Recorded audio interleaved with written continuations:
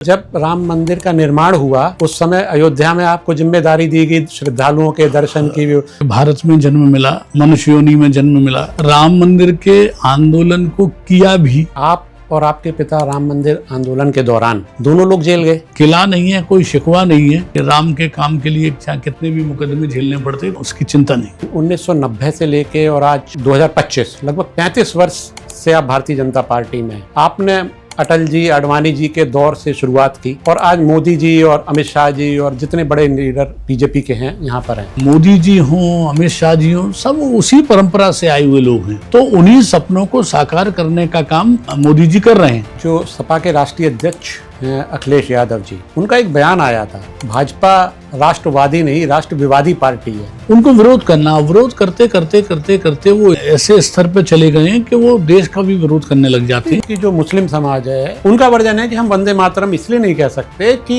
हमारे धर्म में ऐसा नहीं लिखा, हम सिर्फ अल्लाह के आगे सर झुकाते हैं। हलाला तो उनके यहाँ ठीक है, लेकिन वंदे मातरम कहने में उन्हें शर्म आ रही है। पेपर में एक और स्टेटमेंट था सपा अध्यक्ष का कि ये one nation one businessman policy चला रहे हैं। कांग्रेस हो या समाजवादी पार्टी हो या अन्य विरोधी दल हो, अंबानी और अडानी पर बार बार आरोप करती हैं। मैं कह रहा हूँ ना, अखिलेश यादव अपना स्तर गिराते जा रहे हैं। वो मुख्यमंत्री रहे, एक दल के राष्ट्रीय अध्यक्ष हैं, उनको कब क्या बोलना है उसका उनको थोड़ा सा ज्ञान होना चाहिए। 2017 एतमादपुर सीट से आप पहली बार विधायक बने। मैं जब इस दुनिया से जाऊंगा तो इसी भारतीय जनता पार्टी के झंडे में लपेट के जाऊंगा। अगर आप राजनीति में आना चाहते हैं तो इसे स्किप मत करिएगा, क्योंकि यहाँ नेता नहीं नेतृत्व की बात होती है। यह पॉडकास्ट नहीं है, ये राजनीति का नया माइंडसेट है। आज हमारे साथ एक ऐसे नेता हैं जिनके लिए राजनीति पद नहीं परंपरा है, जिनके घर में लोकतंत्र की रक्षा जेल से होकर गुजरी, जिनके पिता योगेंद्र सिंह चौहान राष्ट्रीय स्वयंसेवक संघ के एक समर्पित स्वयंसेवक थे।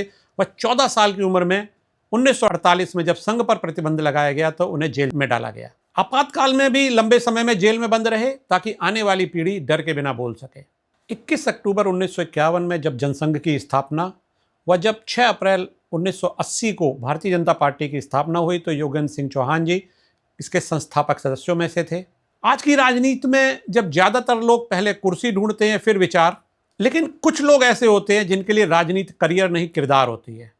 और जब राजनीति ट्विटर, इंस्टाग्राम व फेसबुक से नहीं जेल की कोठरी से सीखी गई हो और जब पिता लोकतंत्र रक्षक सेनानी रहे हो, तब राजनीति स्लोगन नहीं संस्कार बन जाती है। उसी राजनीतिक परंपरा को आगे बढ़ाते हुए एक ऐसा व्यक्तित्व जिनके नाम में भी राम है और जिनके संकल्प में भी भव्य राम मंदिर का निर्माण रहा है और जो राम मंदिर आंदोलन में जेल भी गए हों, जिनके लिए संगठन हमेशा सत्ता से ऊपर रहा है। आज की राजनीति में ज़्यादातर लोग पहले पोस्टर लगाते हैं फिर विचार ढूंढते हैं, लेकिन हमारे आज के मेहमान एक ऐसे नेता हैं जो राजनीति को चमक दमक नहीं बल्कि राजनीति को संघर्ष की एक लंबी तपस्या मानते हैं। स्वागत है विचारधारा में रचे बसे जमीनी संघर्ष के नेता, पूर्व विधायक और वर्तमान में उत्तर प्रदेश भाजपा के महामंत्री राम प्रताप सिंह चौहान जी का। सर, आपका बहुत बहुत स्वागत है हमारे पॉडकास्ट में। जब भी कोई व्यक्ति कोई काम करता है उसके पीछे कोई ना कोई उसका उद्देश्य होता है। आपने 91 में भारतीय जनता युवा मोर्चा से अपने राजनीतिक जीवन की शुरुआत की। इस समय वो दौर था कि जब जो युवा थे वो कोई इंजीनियर बनना चाहता था, कोई डॉक्टर बनना चाहता था, कोई IAS बनना चाहता था। आपने राजनीतिक मतलब कैसे आपका राजनीति में आना हुआ या उसके पीछे क्या सोच थी? दरअसल उस समय राम मंदिर आंदोलन चल रहा था और हिंदुत्व का एक ज्वार पूरे देश के अंदर था जी। चूँकि मेरा परिवार भी उसी पृष्ठभूमि से आता है, तो मैं LLB करने के बाद तुरंत ही फिर राजनीति में काम तो हम पहले भी करते थे, संगठन का चुनावों में कर रहे हैं, वैसे कि रैली में जा रहे हैं, लेकिन राम मंदिर आंदोलन के बाद जब शुरुआत हुई और उसमें जब देखा कि रामलला जो 500 वर्ष का संघर्ष चल रहा है और रामलला टाट में है, हम लोग ठाट में हैं, तो फिर मन ऐसा उद्वेलित हुआ कि अब काम करना चाहिए हिंदुत्व के लिए और प्रभु राम के लिए। अब राम से जुड़ी हुई पार्टी तो एक ही थी, भारतीय जनता पार्टी। तो धीरे धीरे धीरे धीरे जो आसपास का माहौल था, ये था, उस कारण से फिर भारतीय जनता पार्टी में सक्रिय रूप से मैं काम करने लगा और उस तब से लेकर आज तक लगातार कर रहा हूँ। नहीं, जैसे कभी होता है ना कि मध्यम वर्गीय परिवार का एक, मैं जहाँ तक समझता हूँ सबका ये होता है कि बच्चा पहले कोई नौकरी वाली कोई प्रोफेशनल कोर्स कर ले, या कोई जिससे कि उसको कहते हैं इंजीनियर बनाना। मिडिल क्लास पेरेंट्स का भी एक वो होता है, तो क्या घर में ऐसा आपके फादर का दबाव हो या नहीं कोई नहीं, वो ये था तो कि... सभी परिवार चाहते हैं कि बेटा हो तो पढ़ के कुछ काम करे, कुछ करे। और मैं तो घर में इकलौता हूँ, हाँ हाँ तो अकेला बेटा था। हाँ। लेकिन सब कुछ गौड़ हो गया, और ये हुआ कि कैसे भी राम के काम में हम लोग लग जाएं।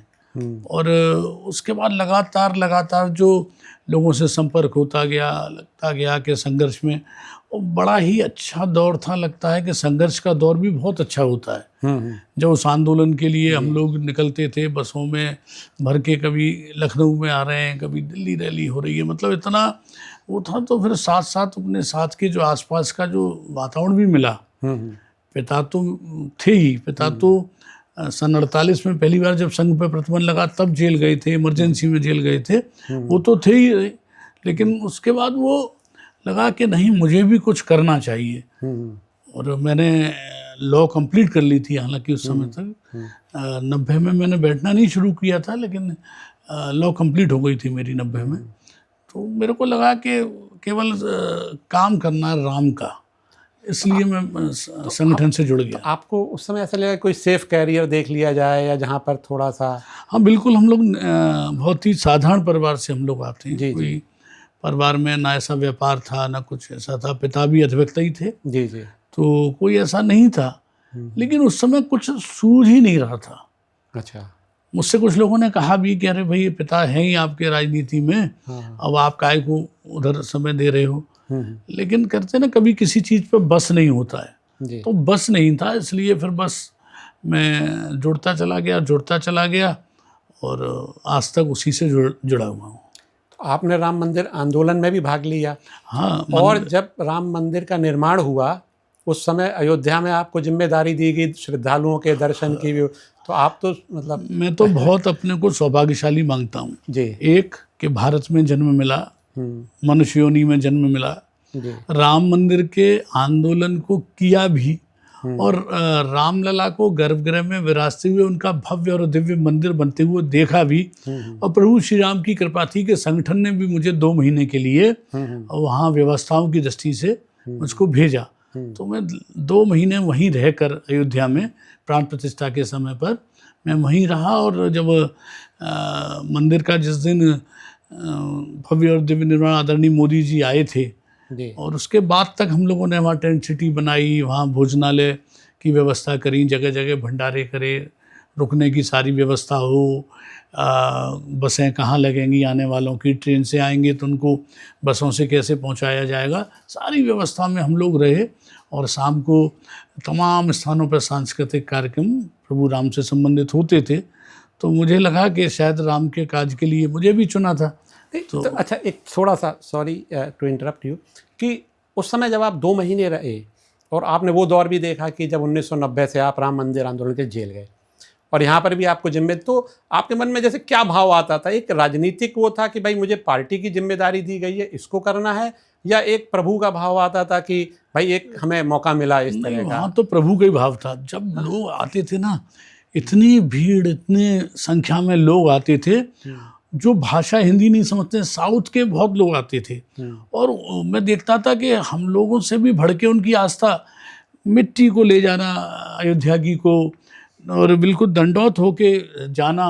और बड़ी उम्र की वृद्ध, तमाम वृद्ध, चाहे वो पंजाब से हो, हरियाणा से हो, महाराष्ट्र से हो, कर्नाटक से हो, आंध्रा से हो, कहीं से भी हों, बड़े बड़े लोग, उम्र के लोग आते थे। और उनकी आंखों में जब आंसू होते थे, वो जब मंदिर में जाते होंगे तब तो और उनको जो भाव होता हुआ, जब वो जहाँ हम लोगों ने व्यवस्था करी हुई थी रुकने की, जब वो वहाँ आते तो वहीं आके वो उसकी मिट्टी को लेना और वहाँ लेट जाना ज़मीन पर और आंखों में आंसू आना, तो उनको वो भी कहते थे कि हमारा जीवन सफल हो गया, आज हम प्रभु राम को गर्भगृह में विराजते हुए देख रहे हैं और उनका दर्शन करने का सौभाग्य मिल रहा है। तो वो भाव केवल कोई राजनीतिक भाव नहीं था, वो भाव पूरी तरह से प्रभु श्री राम के प्रति जो आस्था लोगों की थी वो ही था। अच्छा, मैं देख रहा था कि आप और आपके पिता राम मंदिर आंदोलन के दौरान दोनों लोग जेल गए। हाँ, दोनों का हुआ। पिता अलग गए, मैं अलग गया, और दोनों ही लोग। अभी तो मेरा तो मुकदमा भी अभी चल रहा है। तो ये तो बहुत 6 तारीख उसमें लगी हुई है। हाँ। अभी भी वो मुकदमा मेरा चल रहा है। अच्छा। तो उसमें हम लोग पे 153 एक लगाई है। वो पुलिस अपने हिसाब से करती थी। हाँ। तरह तरह के आरोप लगाती थी वो तो उस तरह से, लेकिन कोई गिला नहीं है, कोई शिकवा नहीं है जी। कि राम के काम के लिए चाहे कितने भी मुकदमे झेलने पड़ते, कोई उसकी चिंता नहीं। अच्छा सर, आपने जैसे 1990 से लेके और आज 2025 लगभग 35 वर्ष से आप भारतीय जनता पार्टी में हैं। आपने अटल जी, आडवाणी जी के दौर से शुरुआत की और आज मोदी जी और अमित शाह जी और जितने बड़े लीडर बीजेपी के हैं यहाँ पर हैं, तो आपने कोई जो एक लीडरशिप शिफ्ट देखा या कुछ उस समय की लीडरशिप किस तरह थी और आज के में क्या अंतर पाते हैं आप? जो अटल जी की, आडवाणी जी की लीडरशिप भी देखी, तो मोदी जी हों, अमित शाह जी हों, सब उसी परंपरा से आए हुए लोग हैं। हाँ। सारे लोग उसी परंपरा से। मोदी जी खुद प्रचारक जीवन से आए हैं। तो जो सपने अटल जी ने देखे, जी। हम लोग की सरकार तब मिलीजुली सरकार हुआ करती थी, तो उन्हीं सपनों को साकार करने का काम मोदी जी कर रहे हैं। और लीडरशिप पे हमको, मेरा एक मानना है कि नेतृत्व पे हमेशा विश्वास करना चाहिए। और हम लोग उसी कार्यकर्ता, उसी नेतृत्व पे विश्वास करके जो कुछ काम उस समय रह गए उनको करने का काम मोदी जी कर रहे हैं। और अब जो विजन है दोनों ही नेताओं का, ना अटल जी ने कभी किसी के आगे घुटने टेके, ना मोदी जी ने टेके। अटल जी ने भी जब अमेरिका ने कहा कि विस्फोट करोगे तो प्रतिबंध लगा देंगे, उन्होंने दूसरा विस्फोट कर दिया परमाणु उनका। तो ऐसे ही मोदी जी हैं। जब अभी लोग बड़ी बड़ी बातें करते हैं कि मुनीर को बुला लिया, उसको लंच पे बुलाया, मोदी जी को भी तो निमंत्रण दिया था, लेकिन मोदी जी के लिए देश का स्वाभिमान सम्मान पहले था। मोदी जी ने ट्रंप के उस आग्रह को, उनके निमंत्रण को ठुकराया और तो नहीं गए। क्या तो आप ऐसा मानते हैं कि जो पहले आडवाणी जी या अटल जी थे उनके मतलब मोदी जी ज़्यादा अग्रेसिव हैं in comparison to the Atal ji और आडवाणी जी? हाँ, अपनी पॉलिसीज में, अपने हाँ बिल्कुल मोदी जी अग्रेसिव हैं। और जो सोचते हैं, हालांकि अटल जी, आडवाणी जी भी जो सोचते थे वो करते थे, लेकिन अभी मोदी जी भी जो सोचते हैं उसको करते हैं। मैंने कहा है कि मोदी ने अगर जो प्रण लिया वो पूरा हुआ है। और अभी आप देखिए आगे आगे कि कितनी क्या क्या परिस्थितियाँ, स्थितियाँ कैसी भी होंगी, लेकिन मोदी हर उसमें जीत के बाहर निकलेंगे। अच्छा, अब मेरा एक सोचना है, मैं कई लोगों से मिलता हूँ जो लोग राजनीति से जुड़े हैं। आप संगठन की राजनीति से जुड़े हुए हैं, आपने संगठन में काम किया, आज भी एक प्रदेश के एक बड़े पद पर आप हैं। अक्सर ये कहा जाता है कि एक तो पहले मैं ये कहना चाहूँगा कि बीजेपी के जो संगठन वाले लोग हैं वो शब्दों का बड़ा अच्छे इस्तेमाल करते हैं। जैसे मैं जब कुछ पढ़ता हूँ तो यशस्वी, ओजस्वी, अमृतकाल, कुशल संगठनकर्ता, और मतलब सबसे सटीक तो मुझे लगता है कि देवतुल्य कार्यकर्ता। ये अक्सर बीजेपी के नेताओं के जो सोशल मीडिया पे मिलता है।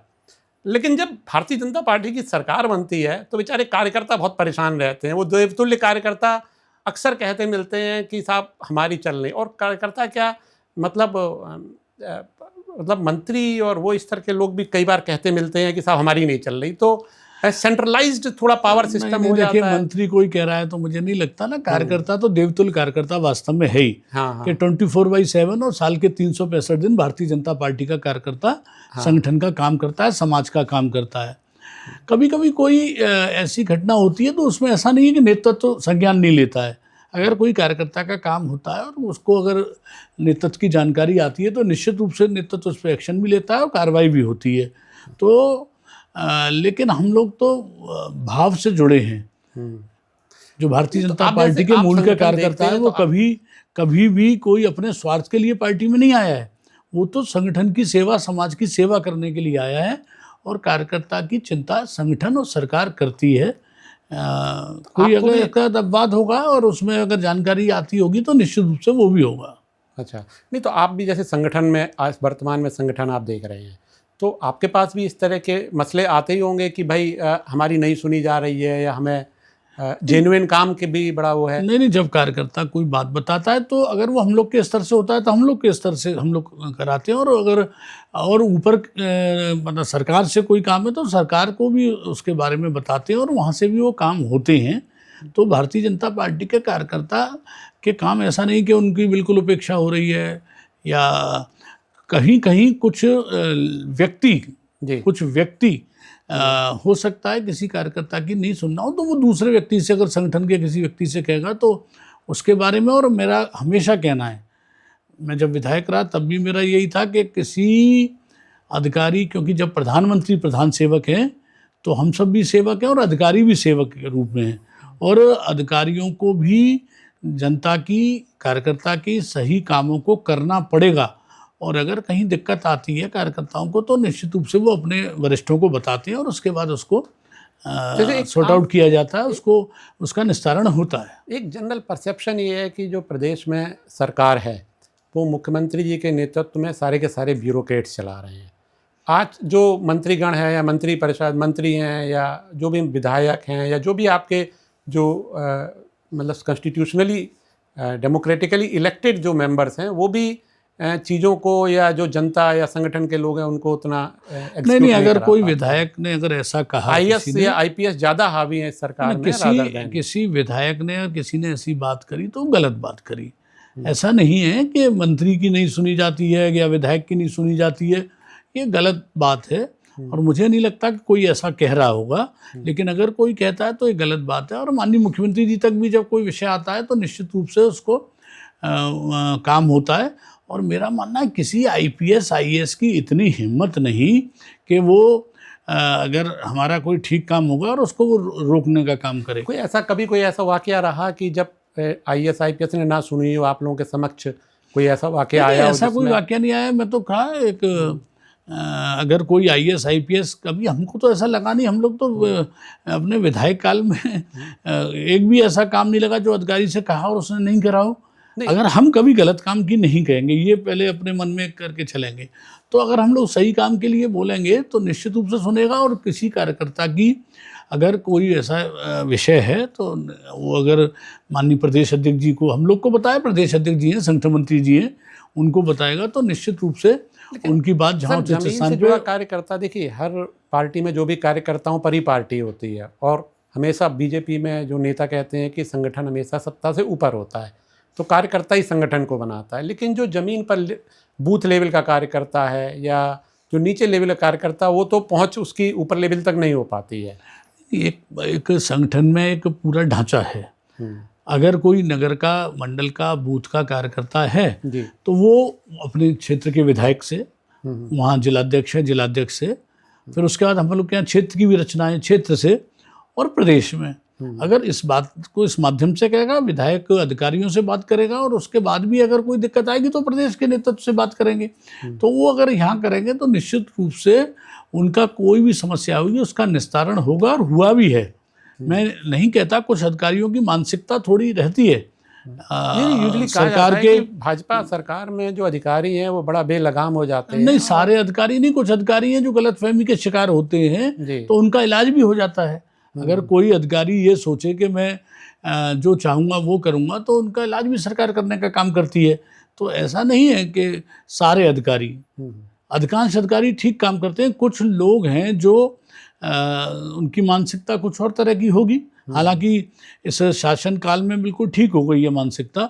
शुरू में कुछ अधिकारी जरूर थे वो गलतफहमी के शिकार थे, कुछ अधिकारी गलतफहमी के शिकार थे कि 22 में सरकार नहीं बनेगी, तो वो उनकी गलतफहमियां दूर हो गई और भारतीय जनता पार्टी अभी लंबे समय तक शासन करने वाली है। नैरेटिव जब पहले भी सरकार बनी माननीय कल्याण सिंह के समय में, उसके बाद एक नैरेटिव बहुत चलता था कि भारतीय जनता पार्टी दोबारा सरकार में इसलिए नहीं आ पाती है कि जब सत्ता में आ जाती है तो वहाँ पर एडमिनिस्ट्रेटर्स और ब्यूरोक्रेट्स हावी हो जाते हैं, कार्यकर्ता जो ज़मीन से जुड़ा उसका काम नहीं होता, उसकी जेन्युइन बात भी नहीं सुनी जाती है, इसलिए फिर कार्यकर्ता डल पड़ जाता है। मैं तो कह रहा हूँ कोई कार्यकर्ता अगर कोई उसकी समस्या है, मैं तो आपके माध्यम से भी कहना चाहता हूँ, और हम लोग कहते भी हैं, जहाँ बैठक में गए या कहीं गए कार्यकर्ता मिलते हैं तो कहते भी हैं, वो बताएं समस्या को, अपने अध्यक्ष को बताएं, अपने विधायक को बताएं, वो और सांसद को बताएं। अगर उसके उनको लगता है कि लखनऊ से ही अगर कुछ है तो फिर लखनऊ बताएं, जी अगर वो आ सकते हैं तो आए, नहीं तो वो फ़ोन के माध्यम से बताएं, तो निश्चित रूप से उनकी समस्याओं को दूर किया जाएगा।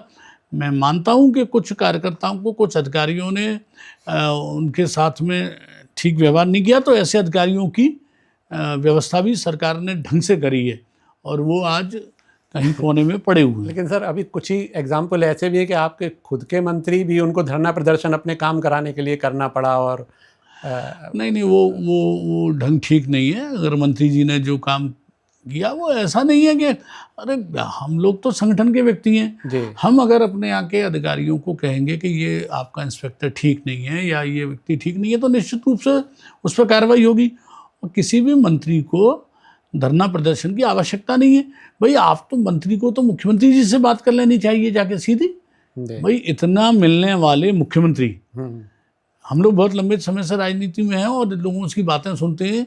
समाजवादी पार्टी के लोग अखिलेश यादव से नहीं मिल पाया करते थे, बहुजन समाज पार्टी के लोग मायावती से नहीं मिल पाया करते थे, लेकिन आप देखिए मुख्यमंत्री जी के यहाँ से तो खुद उनकी आईडी से आता है, कितने लोग मिलते हैं उनसे। अब कुछ लोग कहते हैं, मैंने सुना है कि पहुंच तो जाते हैं साहब मिलने, लेकिन उनके सामने जब पहुंचते हैं तो डर के मारे क्वेश्चन ही भूल जाते हैं, आवाज ही नहीं, उनका ऑरा ऐसा है और नहीं, मैं बता रहा हूँ मुख्यमंत्री जी से। मैं आपको सही बताऊं, एक दो मुझे ऐसे लोग मिले और मतलब जो काफ़ी अच्छे स्तर के थे, मैं नाम नहीं बता सकता, कह सकता, और उनका वर्जन ये था कि जब सब समय मिलता है, ये नो डाउट समय देते हैं माननीय मुख्यमंत्री जी, हर व्यक्ति को समय देते हैं जो भी है उसके पद के हिसाब से उसके, लेकिन जब जाते हैं तो उनको देखते ही फिर हिम्मत नहीं होती है बात अब ये तो उस व्यक्ति की कमी है कि जो उनके सामने विषय नहीं रख पा रहा है, लेकिन मुख्यमंत्री जी बड़े ध्यान से सुनते हैं। अच्छा, और मैं तो बता रहा हूँ, पार्टी का चाहे प्रदेश का नेतृत्व हो, चाहे राष्ट्र में मोदी जी, शाह जी, राजनाथ जी, कोई हो, सभी लोग, राष्ट्रीय अध्यक्ष जी नड्डा जी, कोई सभी लोग अगर कोई मिलने गया है तो उसको जो सबसे अच्छी बात है, किसी को कभी अपमानित नहीं करते। भारतीय जनता पार्टी के नेता कोई मिलने जाए जी तो उसको कभी अपमानित नहीं करेंगे, उसकी बात सुनेंगे, ठीक है, अगर उसकी बात होगी तो वो निश्चित रूप से काम भी होते हैं, ऐसा नहीं है।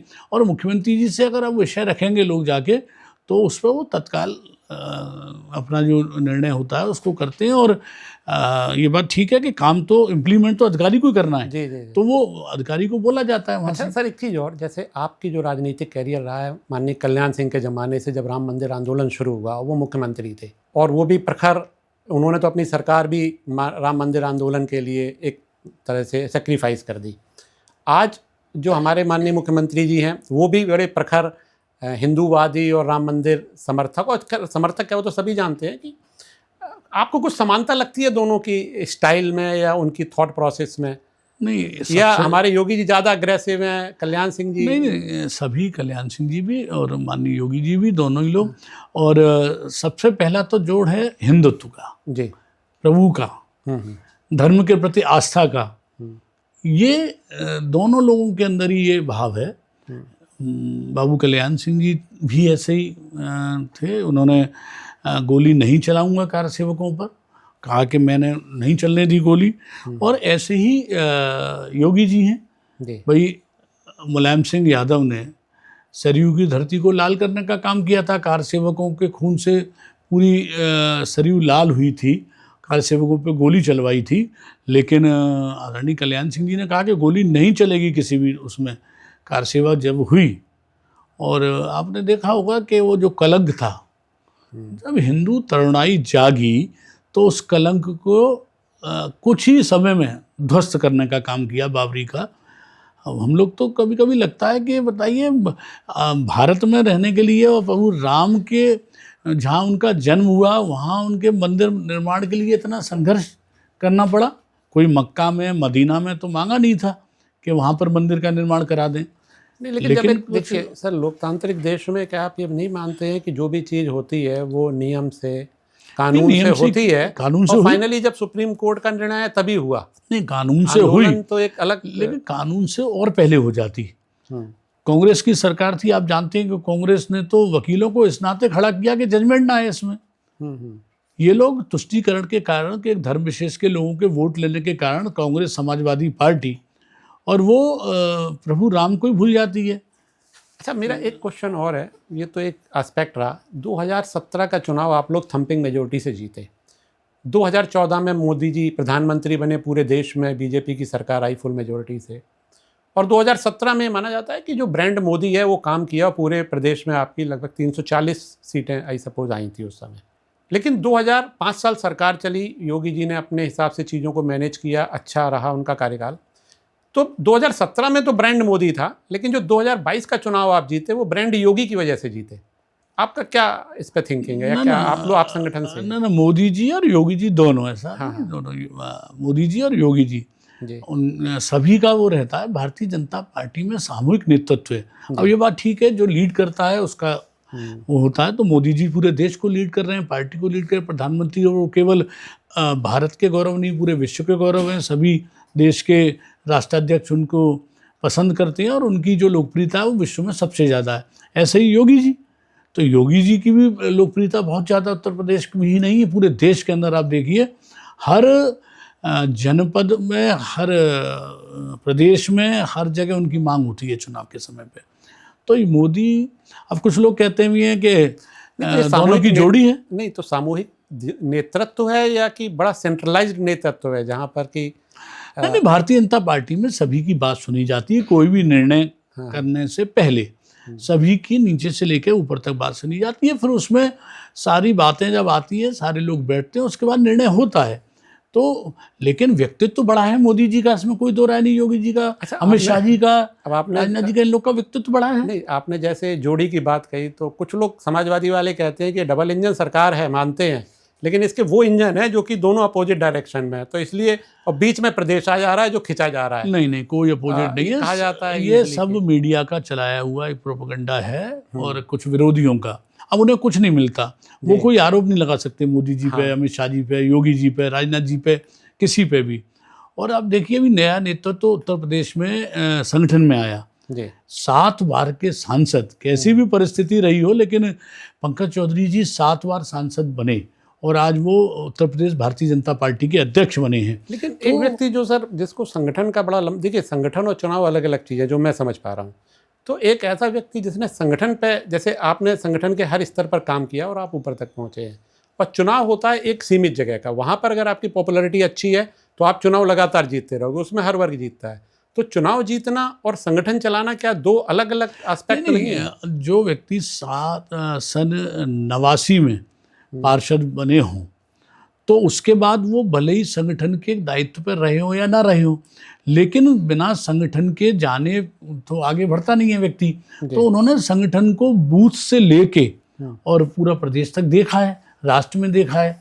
तो ऐसा नहीं है कि मैं अगर पद पे हूँ, अगर मैं पद पे ना भी हूँ तो भी मैं संगठन को जानूंगा। तो पंकज जी सभी संगठन के लोगों से मिल के, जुल के और आगे बढ़े हैं।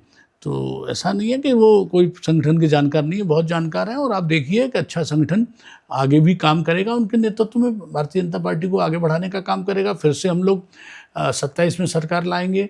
27 में योगी जी मुख्यमंत्री रहेंगे या कुछ और? अब देखिए, कौन मुख्यमंत्री रहता है, कौन नहीं रहता है, ये तो निर्णय विधायक दल करता है जी। और तो हम तो योगी जी के नेतृत्व में काम कर रहे हैं और योगी जी के नेतृत्व पे कोई आरोप नहीं है। सबसे महत्वपूर्ण जो बात है कि योगी जी के नेतृत्व पे कोई आरोप नहीं, किसी तरह का उनके ऊपर कोई आरोप नहीं लगा सकता। तो आगे जो होगा वो भी अच्छा ही होगा। लेकिन थोड़ा अग्रेसिव ज़्यादा है शायद। नहीं, अग्रेसिव तो सही बात के लिए होना भी चाहिए। मेरा मानना है कि हम लोग को अगर कोई गलत बात दिखे तो उसका विरोध करना चाहिए, और वो योगी जी उस तरह से करते हैं। और योगी जी के नेतृत्व में पूरा देश में उनकी मांग है, उत्तर प्रदेश में ही नहीं। आप तो लोगों से बात करते होंगे जी, तो सारे लोग उसमें उनके कहते हैं कि योगी जी बहुत अच्छे हैं। सब लॉ एंड ऑर्डर का उनका जो विषय है या अन्य जो विषय हैं, कोई एक पैसे का आरोप योगी जी पे नहीं लगा सकता। तो योगी जी हों और सब लोग मिलके यहाँ उत्तर प्रदेश में भी दोनों डिप्टी सीएम हो गए, योगी जी हो गए प्रदेश अध्यक्ष, संगठन मंत्री, ये 5 लोग पूरी तरह से आगे बढ़ के नेतृत्व करते हैं और सभी कार्यकर्ता उनके साथ में काम करते हैं। क्या आप योगी जी को भविष्य के प्रधानमंत्री के रूप में हम देख सकते हैं? अब ये तो वक्त बताएगा। आगे देखिए, अभी मोदी जी हैं, कहा ना कि अभी कोई वैकेंसी नहीं है, तो अभी तो मोदी जी हैं जी। अब मोदी जी के बाद कौन, ये तो जो 75 संगठन तय करेगा। 75 साल वाला क्लॉज है वो अभी एप्लीकेबल है कि वो नहीं? अब देखिए, मैं कभी कभी सोचता हूँ, आज कभी कभी जी कि अगर कोरोना काल में मोदी जी प्रधानमंत्री नहीं होते तो इस देश का क्या होता। जी। मुझे लगता है कि अगर मोदी, लोग कहते थे कि नहीं वो सरकार अब की बार नहीं बनेगी, 24 में ये करते थे, तो कभी कभी मन सिहर जाता था। हमको तो विश्वास था सरकार बनेगी, लेकिन नहीं बनेगी तो मोदी नहीं होंगे तो इस देश का क्या होगा। क्योंकि मोदी के नेतृत्व में वो एक गार्जियन के रूप में पूरे देश के लोगों की चिंता करें, गरीब की, किसान की, मजदूर की, व्यापारी की, जिसकी भी, हर व्यक्ति की, सरकारी कर्मचारी की। तो आज मुखिया के रूप में मोदी जी हैं और उनका व्यक्तित्व इतना प्रभावी है कि अभी तो कोई क्या सर, वैकेंसी थोड़ा है ही नहीं ऐसा प्रधानमंत्री नहीं के लगता लिए। आपको कि जब कोरोना आया तो इनिशियली हम उसकी जो सेवेरिटी थी या उसका जो भयानक रूप था उसको एकदम से असेस नहीं कर पाए, इस वजह से मतलब शुरू में काम भी इसमें बहुत तो आप सारे। देखिए, आपके घर पे जी। अगर अचानक 50 मेहमान आ जाए, अचानक बिना बताए, या एक आध दिन थोड़ा बता के 50, तो आपको भी व्यवस्था करने में बहुत दिक्कत आएगी। जी जी। तो ऐसा रोग जो किसी ने देखा नहीं था एकदम आ गया। हम्म। लेकिन उसके बाद हम लोग तो सुनते हैं कि पहले जो वैक्सीन बना करती थी, पोलियो की हो चाहे किसी भी चीज़ की हो, तो उसमें 20-20 साल लग जाया करते थे, 25-25 साल लग जाया करते थे। और 1 वर्ष के अंदर ही वैक्सीन बनाना और उसको केवल भारत के लोगों को निःशुल्क नहीं देना पर विश्व में देना।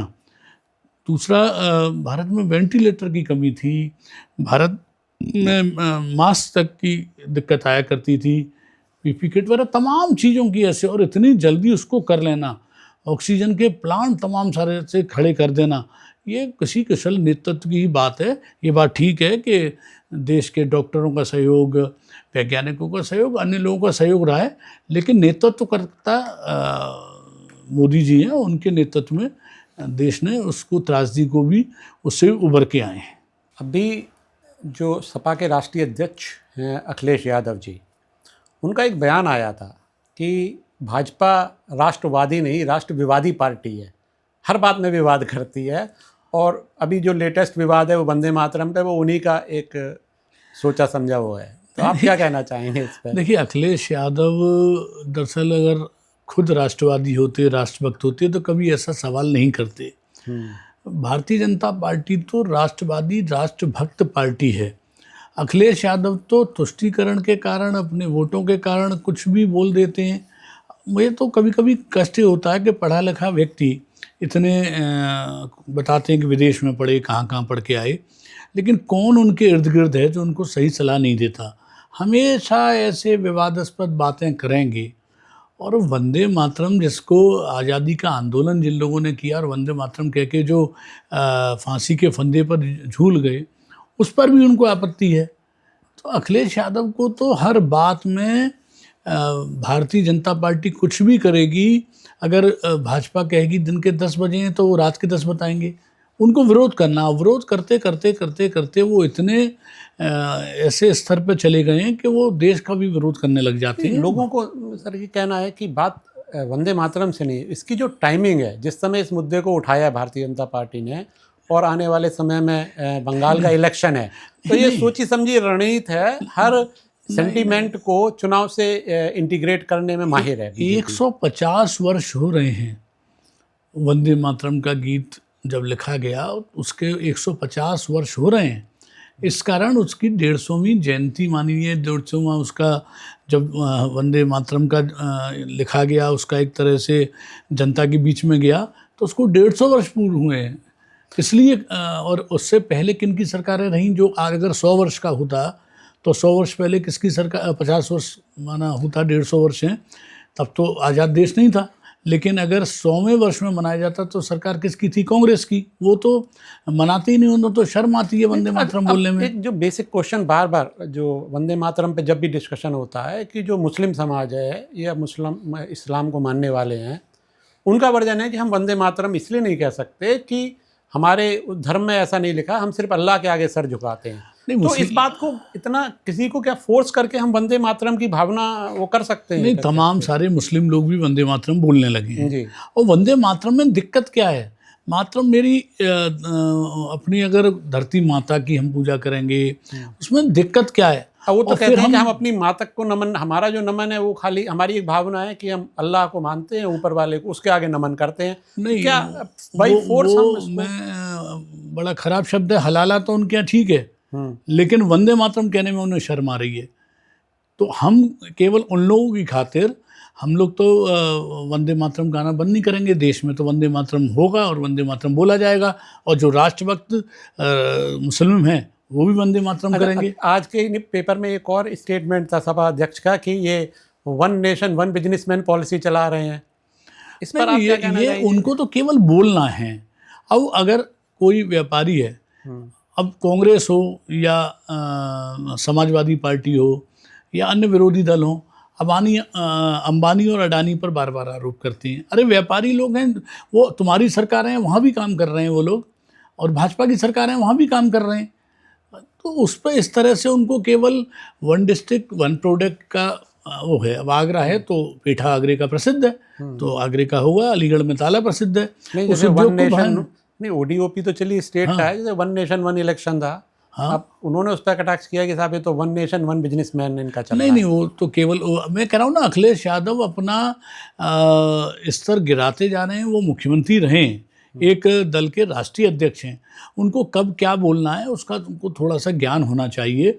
तो उसको उनके जो इर्द गिर्द कौन सी उनकी टीम है जो उनको सोशल मीडिया पे लाती है, जो उनको ट्वीट कराती है, जो उनको तरह तरह की बातें बोलवाने के लिए प्रेरित करती है, वो उनका नुकसान कर रहे हैं और कुछ नहीं कर रहे हैं।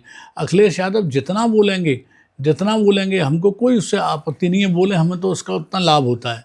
ये लोग हमारे लिए, राहुल गांधी पहले बैटिंग करते थे और अखिलेश भी करते हैं। अच्छा, अब एक चीज़ बताइए, अगर पॉलिटिक्स को किनारे करें, आपका भी अनुभव है, आप बहुत सारे लीडर्स के साथ काम किया है आपने बहुत एक लंबा समय, कोई एक बात आप बताइए जो आपको अखिलेश यादव की अच्छी लगती हो। आपको ऐसा कोई कुछ तो होगा, आपकी नज़र में उनका क्या एक पॉजिटिव। अब तो कुछ आप उसको भाजपा से ना जोड़ें, आप पार्टी से ना जोड़ें, राजनीति से ना जोड़ें, अब तो कुछ भी पॉजिटिव नहीं लगता है। कुछ भी पॉजिटिव नहीं लगता है, क्योंकि वो इस तरह की बातें करने लगे। आप बताइए, यदुवंशी लोग गाय की बहुत सेवा करते हैं और तमाम लोग दूध का व्यवसाय करते हैं, उनको गोबर से बदबू आने लगी है। वो तो अपने पुरखों को, अपने घर वालों को, जो उनके परिवार के उनके बुजुर्ग जो करते होंगे, उनके पूर्वज करते होंगे, उसी से। तो अब अखिलेश यादव में क्या अच्छाई ढूंढें?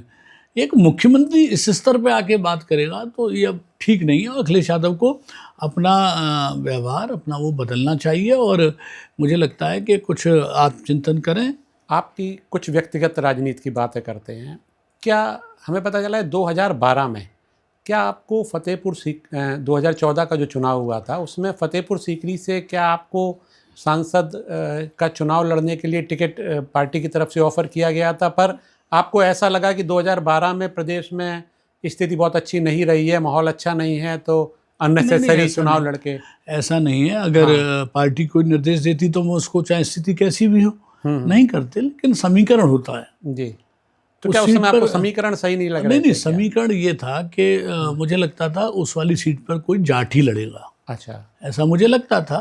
चूंकि मैं जिलाध्यक्ष रहता, तमाम सारे कार्यकर्ता चाहते थे कि आप भी मांगो, आप भी लड़ो।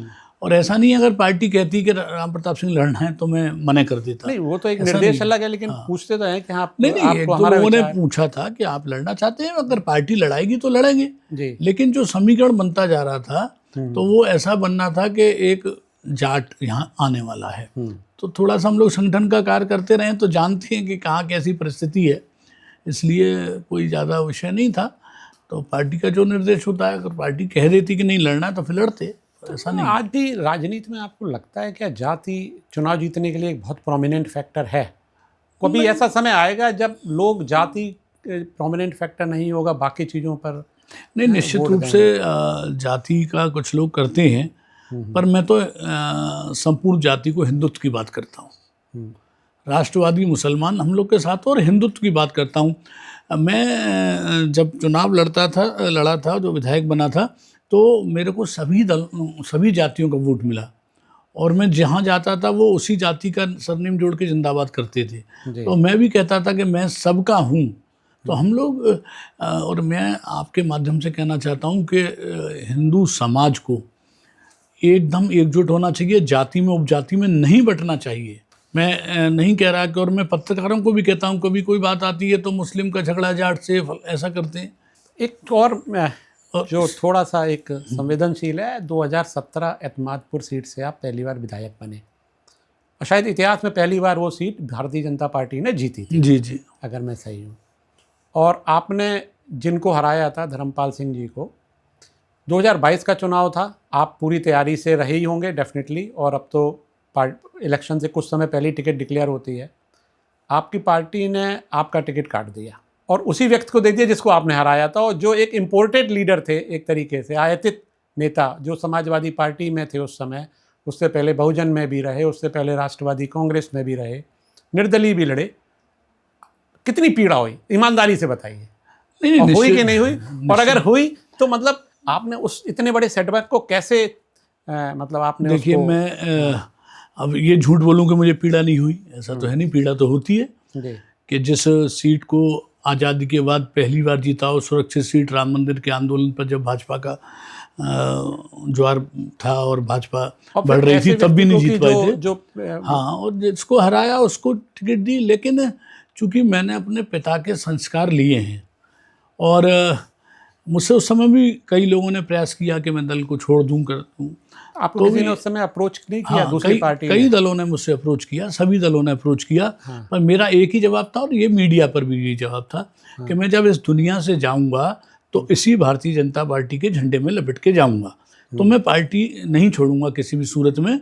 और 1.5 वर्ष पूर्व मेरे पिता का निधन हुआ था, तो मुझे लगता था कि उनकी आत्मा को जीवन भर उन्होंने अपना सारा समय संघ, जनसंघ और भाजपा को दिया, कुछ नहीं मिला, लेकिन कभी मन में नहीं आया कि हम पार्टी को छोड़ दें। तो मेरा भी वही भाव था कि मैं किसी भी सूरत में पार्टी नहीं छोड़ूंगा, ये पार्टी मेरी माँ है। अब ठीक है, जिन लोगों का निर्णय था, कष्ट हुआ, लेकिन उसको फिर स्वीकार किया और फिर संगठन के काम में लग गए। आपने जैसे 35 वर्ष की जो आपका राजनीतिक कैरियर, उसमें 30 वर्ष संगठन में बिताए हैं, 5 वर्ष आप विधायक रहे, तो आपको किस में ज़्यादा सुकून मिला, या आप दोनों फेज को कैसे देखते हैं? दोनों ही अच्छे हैं। जहाँ जो भूमिका पार्टी देती है, जो नेतृत्व देता है, उसको हम लोग शिरोधार्य करते हैं। आप मैं ज़्यादा बड़ी बात नहीं बोल रहा, लेकिन अगर क्षेत्र में आप जाओगे तो मेरे विधानसभा के लोगों से कभी बात करोगे तो कभी मैंने जातियों को आपस में लड़ाने का काम नहीं किया। मैंने हर तरह को भाई की तरह रखा, और मैं यही प्रयास किया कि एक आदर्श विधानसभा बने। जहां हमारे यहाँ कई जातियों का संघर्ष हुआ करता था, वो संघर्ष को मैंने ख़त्म किया। तो बहुत अच्छा प्रयास था। उसका परिफल ये था कि जिला पंचायत में हम लोग पूरे प्रदेश के अंदर नंबर 1 पे 7 में से 6 सीटें जीत के आए। वो साधारण कार्यकर्ताओं को जिताया गया, तो वो उसी का प्रतिफल था। तो आपसी प्यार और भाईचारा बना रहे, मेरा ये था कि, और कोई आपको ये नहीं कह सकता कि राम प्रताप सिंह ने एक पैसा मुझसे लिया, कोई आपको ऐसा नहीं मिलेगा। अगर मिलेगा तो मैं राजनीति छोड़ दूंगा। तो मतलब वही प्रयास किया कि जो संस्कार मेरे पिता ने मुझे दिए थे, उन संस्कार को मैं जब... फिर भी ये तो होता होगा कि कुछ संगठन के काम में मुझे ज़्यादा सेटिस्फैक्शन था, या एज ए... नहीं, दोनों में ही। अगर संगठन का काम, जो भूमिका होती है, अब संगठन का काम है तो पूर्ण मनोयोग से करता हूँ, पूर्ण मनोयोग से। और विधायक था तो पूर्ण मनोयोग से विधानसभा का भी करता था कि जो भी मुझे, जब रात को जब मैं सोता था, मुझे लगता था अगर एक भी व्यक्ति के मेरे किसी काम से उसके चेहरे पे मुस्कान आई है तो मेरा दिन सफल हो गया। तो मैं यही प्रयास करता था, और उस प्रयास में मैं काफ़ी सफल भी हुआ था। बहुत ज़्यादा संघर्ष हमारे यहाँ जातियों का हुआ करता था, उसको ख़त्म किया, भी फिर से थोड़ा सा बढ़ा है। तो मैं सबसे आग्रह करता हूँ कि भाई सब लोग एकजुट होकर रहो, और हिंदू समाज को एकजुट करना मेरा सबसे पहला लक्ष्य है कि संपूर्ण हिंदू समाज एकजुट रहे। वरना ये जो हमारे बच्चे हैं और अभी जन्म लेंगे, हम लोग जिस दुनिया में रहेंगे या नहीं रहेंगे, ये हमको कभी माफ़ नहीं करेंगे। अपने पुरखों को कहेंगे कि अपने स्वार्थ में जाति में उपजाति में बंट गए, और मुझे ऐसा हिंदुस्तान, ऐसा भारत देखने के लिए छोड़ गए जो परतंत्र है। आप देखिए, कांग्रेस कहती है कि मुसलमानों का पहला अधिकार जो संसाधन में मुसलमानों का है। सारे दल देखिए, तो आज हम लोग कोई मुसलमानों के विरोधी नहीं है, लेकिन हिंदुत्व को कमज़ोर नहीं पड़ने देंगे, ये अपना लक्ष्य। आपको ऐसा लगता है कि आने वाले समय में कोई समय ऐसा आएगा जब जनता आपके काम, डेवलपमेंट, एजुकेशन, उसकी वो हेल्थ, ये उसकी प्रायोरिटी होगी रादर देन कि... नहीं, देखिए, वो तो आने लगा है धीरे धीरे। कई आपने ऐसे विधायक देखे होंगे जिनकी जाति का 1000-2000 वोट भी नहीं होता, वो लगातार जीत रहे हैं 6-7 वर्ष अपने काम की बदौलत ही जीत रहे हैं। तो अभी भी आप देखिए, जब मोदी जी और योगी जी की सरकार बनी है, देश के अंदर मोदी ने कभी नहीं देखा कि ये किस जाति का है, किस धर्म का है। आयुष्मान योजना आई तो सबके लिए आई, सौभाग्य योजना आई, बिजली का सबके लिए आई, सड़कें बनेंगी तो सारे लोग चलेंगे, माना अगर राशन दिया जाएगा तो सबको दिया जाएगा, आवास बनेंगे, अगर 4 करोड़ से ज़्यादा आवास बने तो उसमें ना जाति देखी है ना धर्म देखा है। जल जीवन शक्ति मिशन के माध्यम से काम चल रहा है हर घर को नल से जल पहुंचाने का, तो वो नहीं देख रहे हैं किसी का। और मैं मानता हूं कि मोदी एक मुखिया हैं, जो घर के मुखिया का काम होता है वो मोदी जी कर रहे हैं और बाकी योगी जी कर रहे हैं। अच्छा, एक और वाकया कुछ हुआ था आपके आगरा में, ये हुआ था या कहाँ कि आपने जो मुख्तार अंसारी के विरोध में एक रैली की थी और आपको शायद जेल भी जाना पड़ा था। नहीं, वो लखनऊ में ही था। हाँ। और ये तय हुआ कि मुख्तार अंसारी के खिलाफ एक आंदोलन करेंगे। क्यों? और वो आंदोलन, वो मुख्तार अंसारी ने अनेकों लोगों की हत्या कराना, अनेक लोगों का ज़मीनों पे कब्जा करना, और हमारे भी भारतीय जनता पार्टी के भी नेताओं के साथ में जो हत्या कराई, कृष्णानंद राय जी की हत्या कराई, और तमाम सारे मामले उनके ऐसे हुआ करते थे। तो पार्टी ने कहा कि कोई तो विरोध करेगा उसका। तो फिर मुख्तार अंसारी के विरोध में यहाँ एक प्रदर्शन हुआ, और वो प्रदर्शन में फिर हम लोग की गिरफ्तारी हुई, जेल गए हम लोग, उन्नाव जेल गए। लखनऊ सरकार समाजवादी पार्टी की ही थी। अच्छा। तो हम लोग जेल गए, और उसके बाद यहाँ सपा की या बसपा की सरकार थी उस समय, 2005 की बात है ये। तो हम लोग जेल गए, उन्नाव जेल रहे, और फिर लखनऊ की जेल में रहे, और अभी भी वो मुकदमा चल रहा है लखनऊ में ही। तो सरकार उसका कुछ आपकी हेल्प नहीं कर रही है? नहीं, सरकार देखिए, मुकदमा वापस ले रही है, तो अपने मुकदमा वापस लेने के बाद भी जब अदालत उसको स्वीकार करेगी तभी मुकदमा वापस होता है। तो अभी चल रहा है, हम लोग उसकी तारीख कर रहे हैं यहाँ लखनऊ में। तारीख और कुछ लॉटरी के विरोध में भी आपने आगरा में काफी प्रदर्शन किया था, वो क्या था? मेरा शुरू से एक वो रहा है कि मैं कुरीतियों के खिलाफ संघर्ष करने वाला रहा हूँ, और हम लोग राजनीति करते हैं वह ठीक है, लेकिन हम समाज की सेवा भी करना चाहते हैं। मैं देखता था कोई सुसाइड कर रहा है, लॉटरी में सारा पैसा हार गया, सुसाइड कर रहा है। लोग जाते थे फैक्ट्री में नौकरी करने के लिए टिफ़िन लेके घर से, और वो लॉटरी के काउंटर पे पूरा दिन बिता देते थे, हार के पैसा चले आते थे। कुछ महिलाएं मेरे को एक बार मिली हैं, तो उन्होंने कहा कि हमारे परिवार बर्बाद हो रहा है इसमें। तो फिर मैंने तय किया कि मैंने वहाँ जिलाधिकारी थे RK तिवारी, जो प्रमुख सचिव रहे, यहाँ मुख्य सचिव रहे, और सुरेश कुमार सिंह SSP आगरा हुआ करते थे। हमने उनसे आग्रह किया कि आप इसको बंद करा दीजिए आगरा से। तो जब मुझे लगा, मैंने कहा ठीक है, 24 घंटे में आप बंद कराएंगे, नहीं 24 घंटे बाद हम बंद करा देंगे। और उसके 24 घंटे के बाद फिर वो आगरा में कभी लॉटरी चली नहीं। तमाम तरह के प्रलोभन, तमाम तरह की हम पे दबाव पड़ा, लेकिन मुकदमा भी लगा, कोई दिक्कत नहीं है, लेकिन लॉटरी नहीं चली। और कितने परिवार उससे बर्बाद होने से बचे, उसका उदाहरण एक बार चुनाव में मैं जब वोट मांगने जा रहा था, तो वहाँ लोगों ने मुझे घेर लिया, उन्होंने कहा आपने हमारा परिवार बचा लिया। कुरीतियों में जैसे हम देखते हैं, शराब भी एक तरह से कुरीति है। शराब आने वाले समय में जैसे आप अगर देखेंगे तो परसेप्शन है, मेरे पास डाटा तो नहीं है, कि हर 3 किलोमीटर पर आपको एक दुकान दिखेगी बियर की या शराब बेचते हुए। अप्रत्याशित बढ़ोतरी हुई है, और एक जनरल परसेप्शन है कि पिछले 5-6 सालों में अप्रत्याशित रूप से दुकानों में बहुत बढ़ोतरी हुई है। देखिए, तो सरकार आपकी है क्या, इस बात का कोई संज्ञान है, या इसका कोई आबकारी से राजस्व बड़े मात्रा में मिलता है? लेकिन तो सरकार को विकास के काम, हाँ, लेकिन इसको समाज के अंदर जागृति आनी चाहिए ना। हम नहीं पिएंगे शराब, हम संकल्प करें कि हम शराब नहीं पिएंगे। अब बिहार में तो मुख्यमंत्री ने स्टेप लिया, वहाँ बंद करा दिया, लेकिन उसके बाद नंबर 2 की शराब बिकने लगी।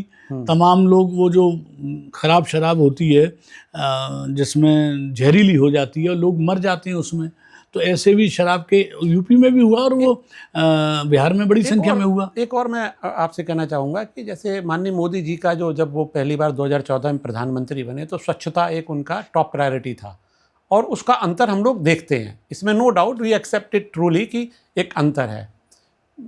ये मेरा पर्सनल क्वेश्चन आपसे है कि हर जगह जहाँ गंदगी है उसमें मेजर कारण एक जो गुटखा खाने वाले लोग हैं, दो चीज़ें हैं उसमें। एक तो सर गुटखा खाने वाला माउथ कैंसर हो रहे हैं, उससे लोग मर रहे हैं, कुरीति है, ठीक है, उसमें कुछ गुटखा बेचने वालों का जीवन चलता होगा, लेकिन इन ऑल लोग परेशान हैं और माउथ कैंसर के शिकार हैं।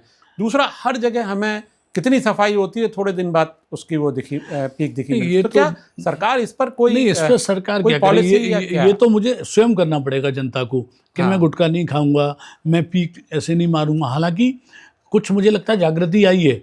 जैसे आप देखेंगे अब सिगरेट पीने वाले लोग कम दिखते होंगे, पहले तो लगातार सिगरेट वाले, गुटखे वाले लोग कम तो हुए हैं, काफ़ी मात्रा में कम हुए हैं, लेकिन आप उसको खाने के बाद कहाँ थूक रहे हैं? तो ये तो मेरी जिम्मेदारी है कि अगर मैं उसको खा रहा हूँ तो मैं कहाँ पर थूकूं, कौन से स्थान पर वो करूँ। जनता को जागरूक होना चाहिए। मोदी जी ने एक संदेश दिया स्वच्छता का। मोदी जी पूरे देश में तो स्वच्छता करने स्वयं नहीं आ पाएंगे, लेकिन उनके संदेश से लोग आगे बढ़े। नहीं, आपकी बात बिल्कुल सही है, लेकिन फिर भी सरकार का भी तो दायित्व बनता है कि जो चीज़ें मार्केट में प्रिवेल कर रही हैं या जिनसे हानि है आम जनता को, परेशानियां हैं, जैसे कि लॉटरी, आपने एक बड़ा अच्छा आंदोलन चलाया, लॉटरी से लोगों के घर बर्बाद। अगर लॉटरी बंद नहीं हुई होती तो वो लोग खेल रहे होते। लेकिन आज सरकार ने अब काफी क्या राजस्व ज्यादा प्रायोरिटी है रादर देन की लोगों की हेल्थ? देखिए, शराब के अलावा गुटखा की जो आप बात कर रहे हो तो उस पर सरकार ने काफी अंकुश लगाया है, और तमाम तरह के वो लगा के ऐसे खुले में ऐसे नहीं बेचेंगे, टांग के नहीं बेचेंगे, वो करा के, और उसका परिणाम हुआ है।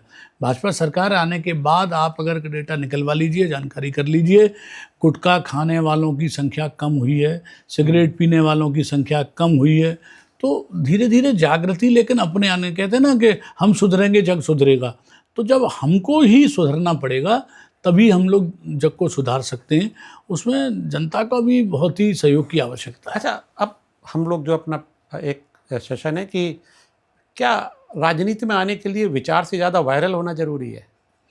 नहीं, ये अब सोशल मीडिया जब से प्रभावी हुआ तब से लोग वायरल होते हैं, अच्छे में बुरे में भी वायरल होते हैं। उनको लगता है कि मेरे लाइक्स, मेरे कमेंट्स तो बुरे में भी बन रहे हैं। जरूरी नहीं है कि हम वायरल हों तभी हों। राजनीति में आने के लिए विचार होना चाहिए। राजनीति में जो दल बदलू लोग हैं, इनके तो कोई विचार होते नहीं है, तो आज यहाँ हैं, कल कहीं और चले जाते हैं। लेकिन जो लोग सिद्धांत से, नीति से, रीति से, पार्टी से जुड़ते हैं, और ठीक है, कौन विधायक बनता है, कौन सांसद बनता है, कौन मंत्री बनता है, अलग विषय है, लेकिन संतुष्टि तभी। आज भारतीय जनता पार्टी के तमाम ऐसे कार्यकर्ता हैं जो किसी पद पे नहीं आए होंगे, लेकिन वो विचार से संगठन के साथ जुड़े, आज सरकार है तो उनको इसी बात में संतुष्टि है, उन्हें कुछ नहीं चाहिए। किसमें ज़्यादा ईमानदारी से निर्वहन किया जा सकता है, संगठन में रह के या सरकार में रह के? नहीं, जहाँ भी आप चाहें, आप ईमानदार हैं तो आप संगठन में, सरकार में, या नौकरी में, या व्यापार में, व्यक्ति को खुद ईमानदार होना पड़ेगा। वो हर जगह ईमानदार हो सकता है, संगठन में भी हो सकता है, सरकार में भी हो सकता है, नौकरी पेशा में हो सकता है, व्यापार में हो सकता है। क्या राजनीति को पूर्णकालिक प्रोफेशन बनाया जा सकता है? देखिए, पूर्णकालिक की एक जो परंपरा हमारे संगठन में है, वो प्रचारक संघ में प्रचारक, और हम लोग के संगठन मंत्री की है। लेकिन भारतीय जनता पार्टी का कार्यकर्ता, बहुत सारा कार्यकर्ता ऐसा जो पूरा समय देता है, हम लोग भी लगभग पूरा समय देते हैं, लेकिन परिवार की चिंता करते हुए थोड़ा परिवार की व्यवस्था हो जाए, उसके बाद हम लोग को उसमें आना चाहिए। मैं तो नए युवाओं को भी कहता हूँ कभी कभी कि पहले अपनी शिक्षा प्राप्त करो। हर इंटर का बच्चा कहता है कि मैं राजनीति करूँगा, तो भैया पहले शिक्षा अपनी प्राप्त करो, अपने परिवार की पहले चिंता करो। और अभी इतनी बड़ी संख्या है, लेकिन हमारी पार्टी का एक ही मत है, सबसे पहले हमारे लिए देश है, उसके बाद दल है, उसके बाद हम हैं। तो हम लोग जो सेवा करते हैं वो देश की सेवा करते हैं, फिर दल की करते हैं, और फिर अपना चिंता करते हैं। राम प्रताप सिंह चौहान आने वाले समय में अपने आप को किस भूमिका में देखते हैं? हमारी भूमिका हम अपने आप नहीं तय करते हैं। हमारी भूमिका हमारा संगठन, हमारा नेतृत्व तय करता है। जो काम पार्टी देती है वो काम हम करते हैं। पार्टी हमको अभियानों में लगाती है, पार्टी हमको चुनावों में कहीं भेजती है, पार्टी हमको और समाज सेवा के कामों में लगाती है। तमाम सारे काम आपने देखा होगा, भारतीय जनता पार्टी अगर हमारे तमाम कार्यकर्ता वृक्षारोपण कर रहे हैं, तमाम लोग स्वच्छता का काम करते हैं।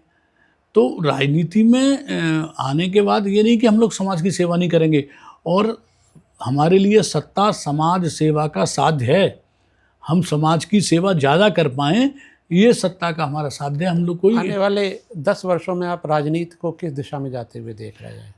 ये हमेशा एक कन्फ्रंटेशन की पॉलिटिक्स रहेगी या कुछ? नहीं, अब कोई सुधरना चाहे ना सुधरे, अब तो विपक्षियों के लिए हम कुछ कह नहीं सकते, लेकिन मेरा नेतृत्व, मेरा नेता नरेंद्र मोदी, अमित शाह, राजनाथ सिंह, योगी जी, अन्य प्रदेश के अध्यक्ष पंकज चौधरी, मैं उत्तर प्रदेश का कार्य करता हूँ, और अनेक सारे, तो सभी लोग, अब देखिए ना, हम लोग क्या संगठन मंत्री हैं, अपना परिवार छोड़ के रहते हैं। जी। उत्तर प्रदेश में श्रीमान धर्मपाल सिंह जी संगठन मंत्री हैं। मैं कभी कभी उनसे कहता था कि भाई अभी तो दीपावली है, तो घर हो आइए, होली पे घर हो आइए, नहीं जाते थे। मैं उस दल का कार्यकर्ता हूँ जिसकी माँ, जिसके नेता की माँ एक छोटे से मकान में रहती रही। प्रधानमंत्री हाउस में अगर मोदी जी एक बार लाए तो उनका खर्चा भी स्वयं दिया, और मोदी जी के परिवार के लोग सभी साधारण लोग हैं, कोई पेट्रोल पंप पे नौकरी करता है, कोई राशन की दुकान, कोई छोटा छोटा है, भतीजी और वो सब लोग दूसरा काम करते थे। मोदी जी का, योगी जी की बहन एक छोटा सा, वो चाय का होटल नहीं है, एक ऐसा नहीं होता, छोटी सी वो रखली दुकान, ऐसी चाय की चलाती हैं। तो आप पिता मरे नहीं, मैं बता, पिता की निधन हुआ तो आंखों में आंसू थे, लेकिन माता को पत्र लिखा कि जब मैं 23 करोड़ लोगों को, उत्तर प्रदेश को कोरोना से मुक्त कर दूंगा, परिवार है, तब माँ तेरे दर्शन करने आऊँगा। मोदी जी भतीजी का निधन हुआ, पहुँच नहीं पाए काम के कारण। तो मैं ऐसे दल का हूँ, और मैं तो लेकिन कल्याण सिंह जी का निधन हुआ तो सब शायद पहुँच गए थे योगी जी। हाँ, कल्याण सिंह जी पहुँचे, उस समय कोरोना काल था ना, इसलिए उन्होंने कहा कि नहीं, मैं तब आऊँगा जब पूरे, आपने देखा वो टीम 11 की बैठक हो रही है, योगी जी की आंखों में आंसू हैं, लेकिन उसके बाद भी बैठक कर रहे हैं।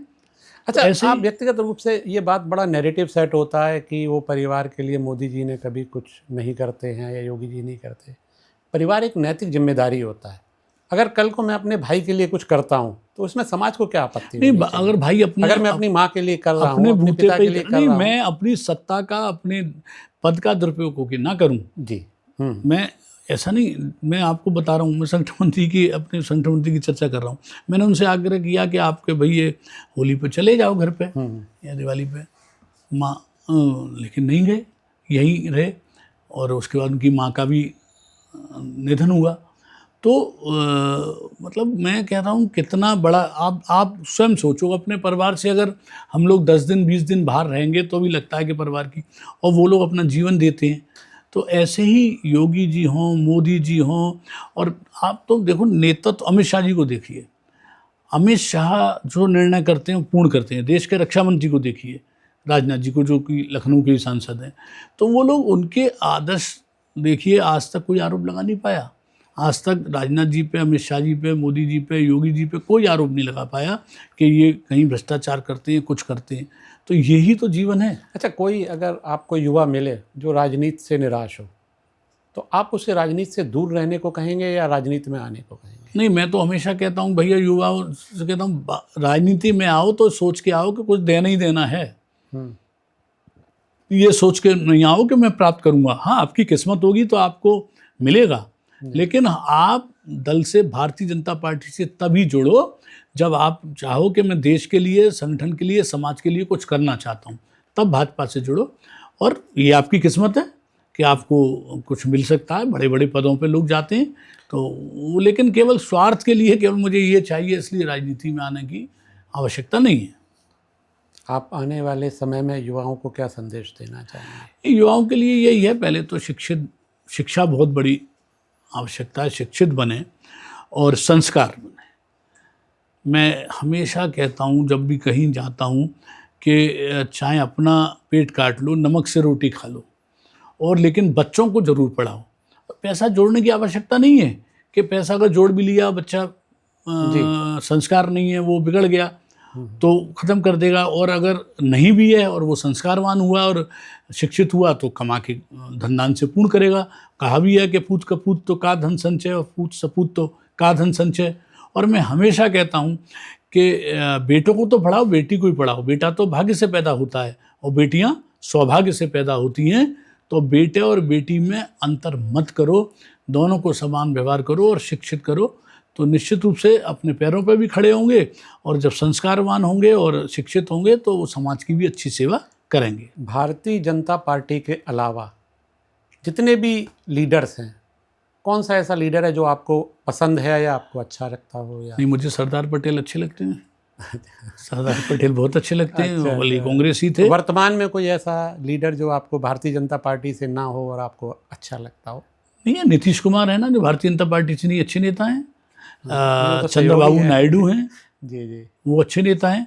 अगर और दल के नेता अच्छे होते ना तो वो भी हमारे साथी होते। चलिए, आपने समय निकाला पीपल्स पल्स नेटवर्क के लिए, और जो हमारा पॉडकास्ट है इसका उद्देश्य ये है कि जो भी इस पॉडकास्ट को व्यूअर देखें उनका वो उसमें कुछ इंसाइट लेके जाएं, कुछ वैल्यू एडिशन लेके जाएं, और विशेषकर जो लोग जो युवा राजनीति में आना चाहते हैं, मैं सबसे ये कहूँगा कि आप फॉलो करें, सर का पेज फॉलो करें। 35 साल का अनुभव है, आपको बहुत सारे इनपुट्स और इंसाइट्स ऐसे मिलेंगे जो आपको आपके माइंड को रीप्रोग्राम करेंगे, और आप एक अच्छे आने वाले समय में नेता बन सकते हैं, राजनीति में आ सकते हैं, अपनी लाइफ को फुलफिल कर सकते हैं। सर, आपने समय निकाला, इसके लिए बहुत बहुत आपका धन्यवाद, शुक्रिया।